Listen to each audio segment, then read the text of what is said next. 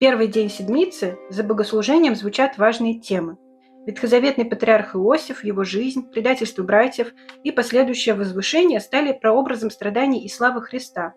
Также вспоминается притча о злых виноградарях, которые убили сына хозяина.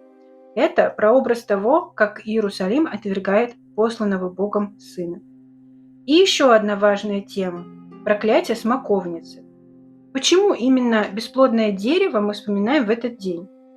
После торжественного входа в Иерусалим Христос приходит к смоковнице, ищет на ней плодов, но находит только листву. Он проклинает ее, и дерево засыхает. На первый взгляд это кажется строгим, даже жестоким действием, но Церковь видит в этом глубокое духовное назидание для каждого из нас. Смоковница – образ нашей души. Господь приходит к нам и ждет не внешней красоты, а настоящих плодов – веры, покаяния, милосердия. Это событие вспоминают в понедельник, чтобы мы в самом начале Страстной Седмицы задумались, что в моей душе, есть ли на мне тот плод, которого ждет Бог.